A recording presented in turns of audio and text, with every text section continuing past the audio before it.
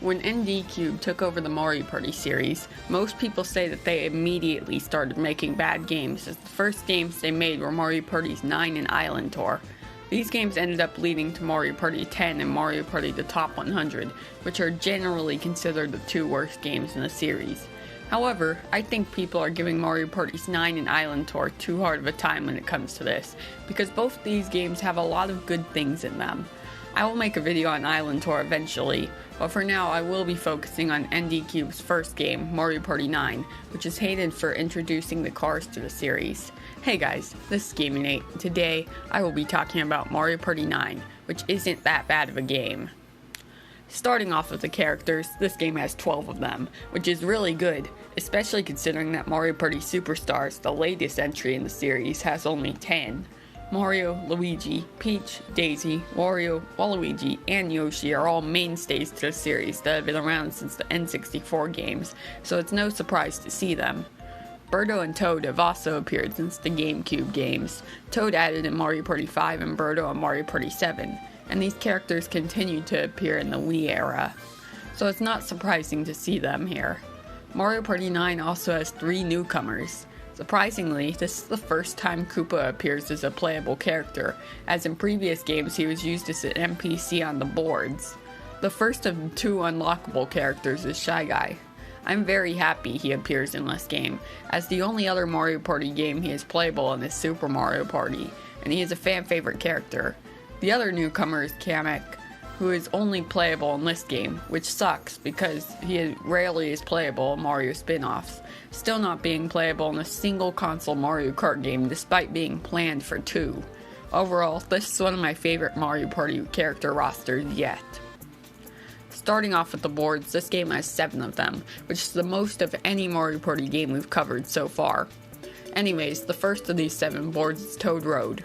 Toad Road is the most traditional board in this set, but that's not saying a lot because some of these boards have a lot of stuff going on. Every board has a captain event, which is an event that is in control of whoever turn it is at the time of activating the event.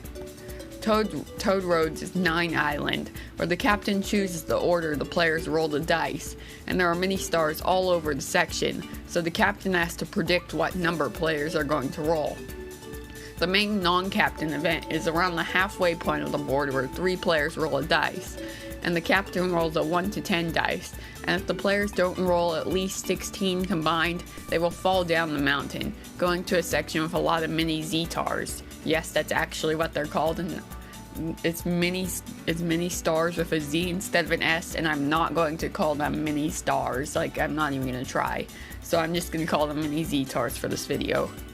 However, if the players do roll at least 16 combined, you'll stay on the mountain and go into a section with a lot of mini stars. Overall, I like this board a lot, as its simplicity compared to the other Mario Party 9 boards isn't that big of a deal and the board is still really complicated. The second board this game has to offer is Bob-omb Factory. I really enjoy this board, but there are a few minor problems with it. This board has 2 main gimmicks besides the captain event. The first gimmick is that landing on a happening space activates a conveyor belt that moves around the car placement as well as the spaces on the board. This is used really well in the second half of the board when there are 2 split paths and the happening spaces move you between paths. The captain event Side by Side Zone also uses this concept, as it has the captain choose what path everybody goes on, and every time somebody lands on a happening space, the mini stars move 1 lane to the left. However, the second main gimmick of this board is the one that I have a problem with. This is the first of the boards that have a gimmick that includes a random player losing half of their mini stars. In this board, the method of this happening is via Bob-ombs that drop throughout the board, and every time someone moves a space, the counter counts down from 10. When the counter reaches 0, the Bob-omb explodes and whoever is captain at the time loses half their mini stars. I would be fine with this idea if it was just 5 or 10 mini stars you would lose, but half just seems like a bit too extreme. This also applies to every other board with a similar gimmick, so keep that in mind. The third board in Mario Party 9 is Boo's Horror Castle. This is the second of the boards that I like a lot less than I would have if they didn't have a main gimmick including losing half your mini stars. This time in this throw a boo you find in a painting, and every 3 turns it moves 3 spaces. Whoever is captain when the boo catches up to the car loses half their mini stars. However, this time you can get rid of the boos without losing half your mini stars if you manage to get to certain spots of the board that will make the boo disappear. There are also some rooms that the boos can't enter, but it will still move 3 spaces, so the boo can actually get ahead of you from a split path.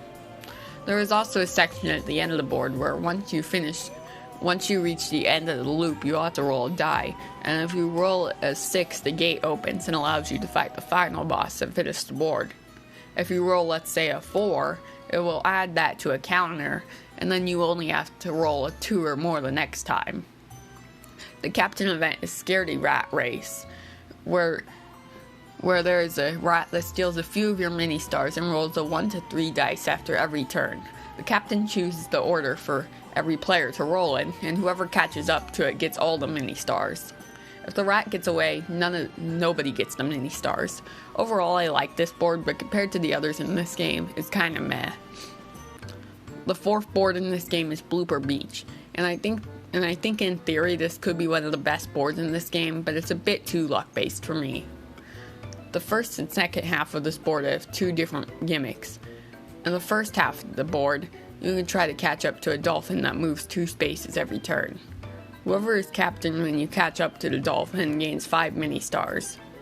After that, a sushi comes from behind the car and moves 4 spaces a turn. Whoever is captain when the sushi catches up to the car loses half their mini stars. At least this time you'll only lose half your mini stars in the first half of this board. Once you reach the second half, the new gimmick is where every time anybody lands on an event space, Hugget Crabs will swap all the mini stars on the board with mini Z-tars and vice versa. This gimmick is a cool idea, but since the entire board, it becomes a little bit luck-based.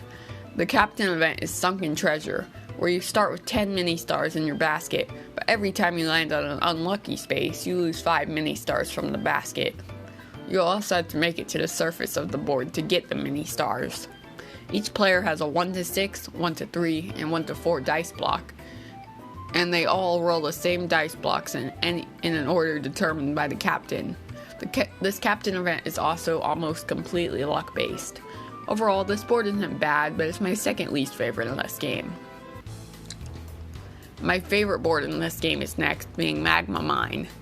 This one is my favorite as it is less luck-based and more skill-based than the rest of the boards. I'll get the big negative out of the way first. It is a way to lose half your mini stars. On parts of this board, magma will rise 2 spaces each turn, and whoever is captain when the magma catches up to the vehicle loses half their mini stars.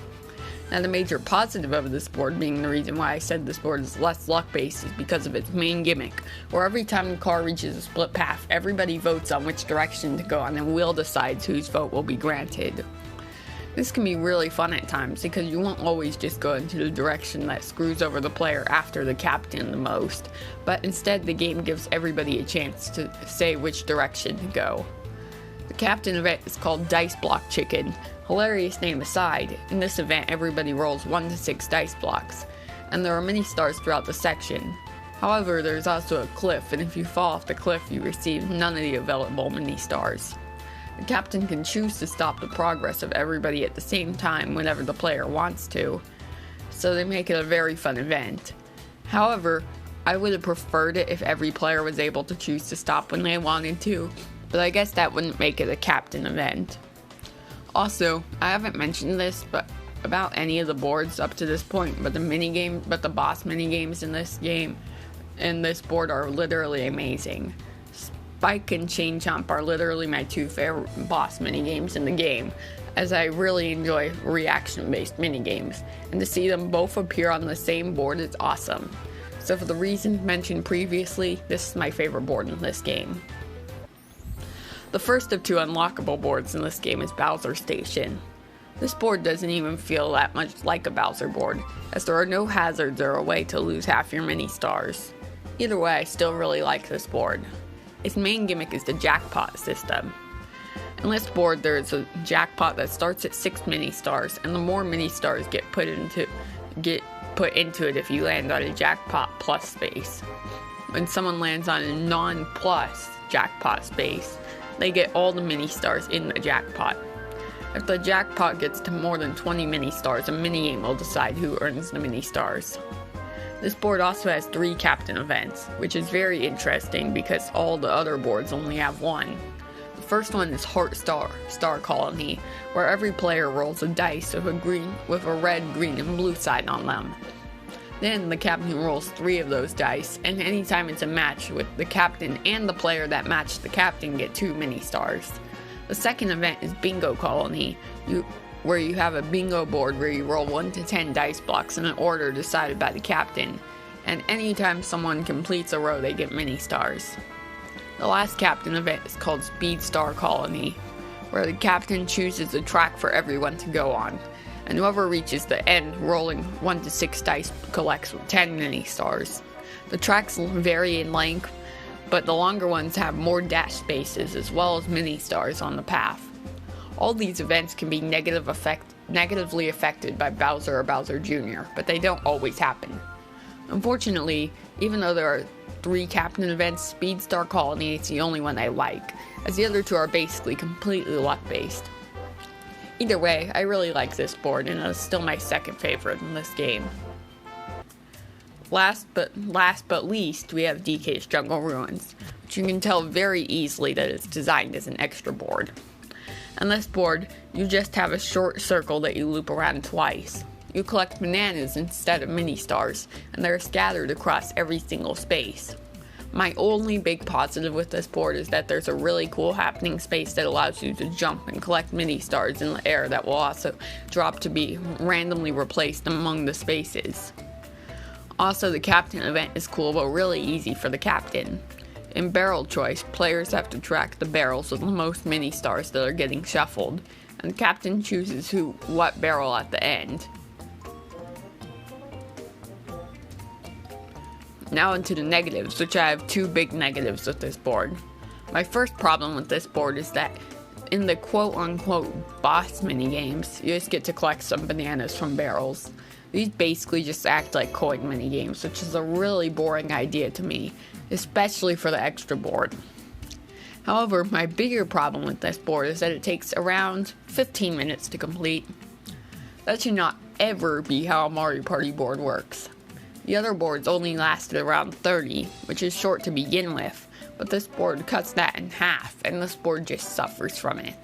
Overall, this had potential to be a really good board, but these 2 big problems lead to it being my least favorite in the game.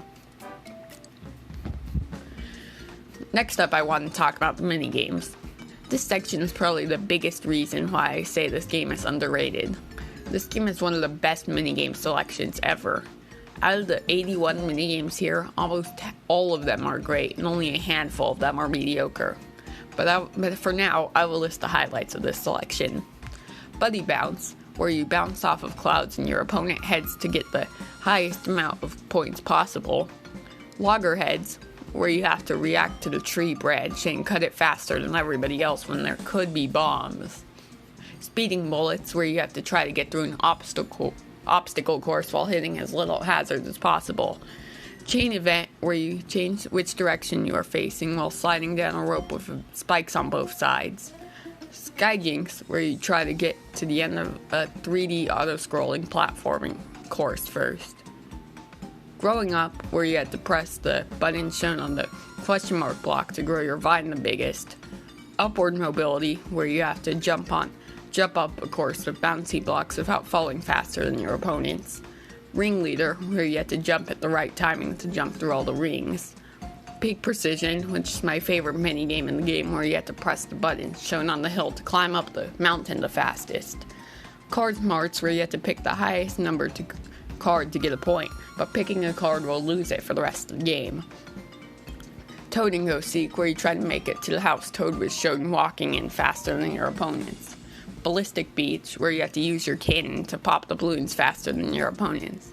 Flinger Painting, where you have to get more paint on the wall with paint gun than your opponents. Pizza Me Mario, where you have to put toppings on a spinning pizza faster than your opponents.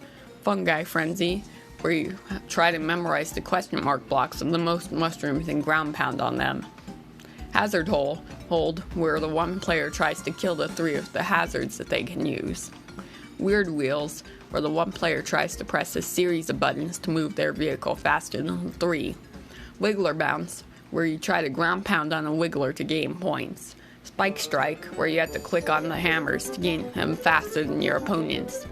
Chain chomp romp, where you have to track the path of a cannon and press its buttons faster than your opponents. And finally, Bowser's block battle, where you try to get the blocks to land on your side while avoiding Bowser's fireballs and other hazards. I just spent 2/3 of a page of script talking about my favorite Mario Party 9 minigames, so clearly I really like this selection. The worst minigames in this selection are just a handful of luck-based ones. I also figured that I would mention the minigame modes, as this game has some of the best of them, and they can sometimes be even funner to play than the boards themselves. Starting with Step It Up, which is the simple mode where whoever wins a certain amount of minigames first wins. You can set it to either 3, 5, or 7 wins required. The fan favorite minigame mode is Garden Battle, where depending on the placement of a minigame decides the order you get to choose a set of plants to put in your garden, and whoever's garden is completely covered with plants first is the winner. My personal favorite minigame mode is Choice Challenge, where there are 5 minigames to choose from and you pick 3 of them to play, and whoever gets the most points at the end of all 5 minigames wins. In High Rollers, you play minigames to decide who gets to go across a board of 20 panels first. Every panel starts giving you 30 points, but every time a player rolls over them, they lose 10 points before eventually hitting 0 and resetting. Whoever gets to 500 points first wins. Time Attack is a single-player mode where you have to try to complete 10 single-player minigames as fast as possible. And finally, in Boss Rush, the players face every boss minigame, and whoever has the most points by the end wins. I like all 6 of these modes a lot, and at some points these minigame modes can be even better than the boards. In conclusion, even though this game introduced the car, I think it could have actually worked if they made every board less luck-based and more strategy-based like Magma Mine. I don't actually dislike any of the boards in this game besides DKs Jungle Ruins. Sure, I think they could have been done a lot better, but the boards are still pretty fun to play for me. So the boards would probably make this game a below average Mario Party game, but the minigames are some of the best the series has to offer, and it makes this game a pretty solid Mario Party game, at least for me. On top of all this, the minigame modes are also amazing. So in this game, I feel that the minigame modes are just as fun, if not more fun to play than the main party mode. But anyways guys, that's all I have for today. So yeah guys, this video is going to be done. Like, subscribe, and turn on notifications.